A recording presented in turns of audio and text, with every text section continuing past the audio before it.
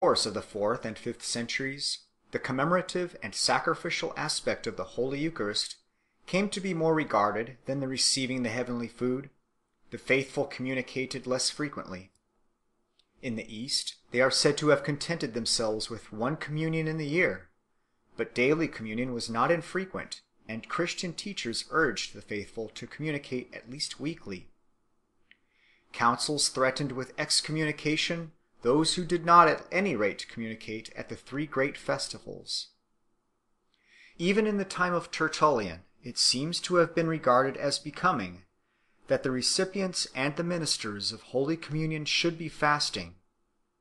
But the necessity of communicating fasting does not appear to have been recognized before the 4th century. From that time there is a general consent of testimony that the sacrament could only be given to those who had not taken food on the day of reception. It was emphatically laid down by consular decrees that the clergy who administered the Eucharist must be fasting. The one exception was on Maundy Thursday. The whole service took, during the 4th and following centuries, an aspect of greater stateliness and splendour. The number of clergy was greatly increased, and they appeared in special and appropriate vestments. These were derived from the dress, once almost universal among the upper classes of the empire both in the East and West, the long tunic with some kind of supervestment, which bore various names. The white tunic, used as the ceremonial dress of a Christian minister, came to be known simply as alba, the modern alb. Other varieties of the tunic were the dalmatic and the Greek stikarion, both of which we find mentioned as lay garments before they were appropriated to the services of the sanctuary. The upper robe appears as the phainoles, or planeta, at a later date as the cassula, or chasuble, a strip of cloth passed round the neck so that the ends hung down in front, or, for a deacon, passed over the left shoulder, was called a orarium. In much later times the stole, and a similar strip passed round the wrist, a maniple. There is little doubt that the omophorion and the pallium are simply modifications of the stole. Quote, "The colour of the liturgical vestments up to the Middle Ages was always white for all orders of the clergy." As early as the 4th century we find the pastoral staff regarded as one of the insignia of a bishop. Rings were used by bishops as by other dignified persons from early times, but there seems to be no distinct proof of their being regarded as symbols of office before the later half of the 6th century. Early in the 7th century we find stole, ring, and staff recognized as characteristic of a bishop, stole and chasuble of a priest, stole and alb of a deacon. The Gregorian Sacramentary states expressly that no cleric stands in the church at any time with covered head unless he have an infirmity. Quote, "It may be safely asserted that no case has been at all made out for a general use of an official headdress of Christian ministers during the first 8 or 9 centuries after Christ." Close quote. The burning of incense, as a natural symbol of praise and prayer rising towards God, and as surrounding offerers and offerings with a sweet odour, seems to have come into use in the 4th century. Incense is permitted by the apostolical canons to be presented at the time of offering, but the Pseudo-Dionysius, possibly writing in the 4th century, seems to be the first who distinctly testifies to its use in religious ceremonial. Its use is prescribed in ancient liturgies, but it is difficult to fix a date for their several component parts. A thurible of gold is said to have been sent by a king of Persia to a church in Antioch about the year 594. The sign of the cross was constantly used both by the ministers in divine service and by lay people.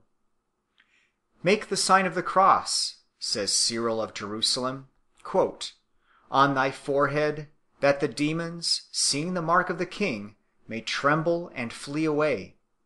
Make this sign when thou eatest and when thou drinkest, when thou liest down and when thou risest up, when thou speakest and when thou walkest."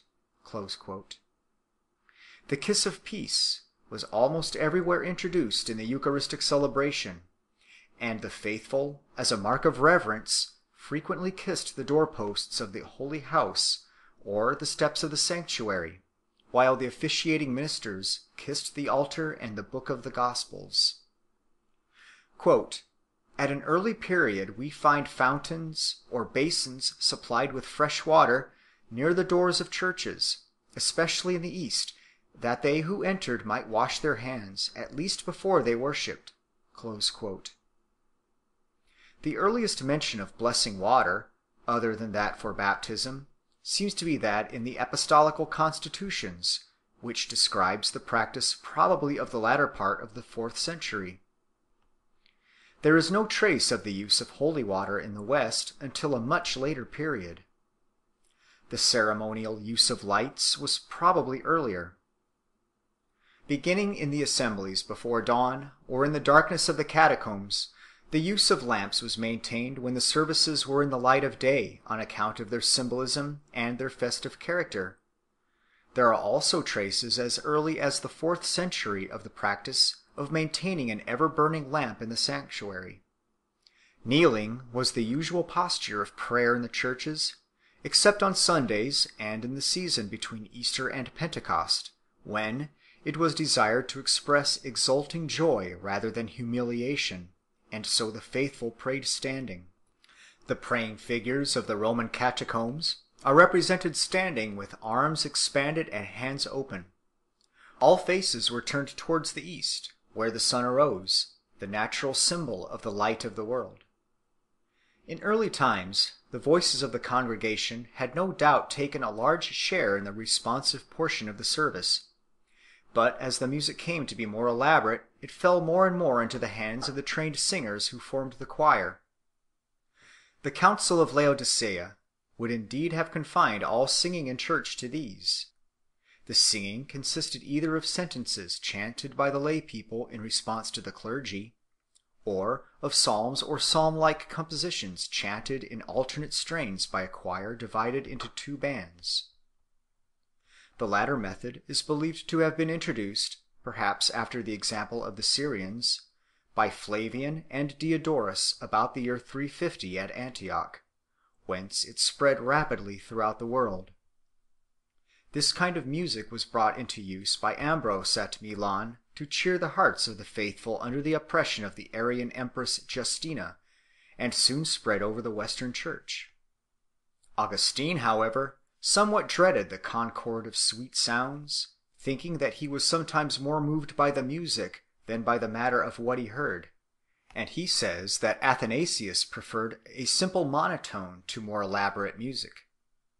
Jerome was indignant with the operatic singers of his time, and Chrysostom did not like the devil's tunes to be applied to the songs of angels. End of chapter 8, part 1.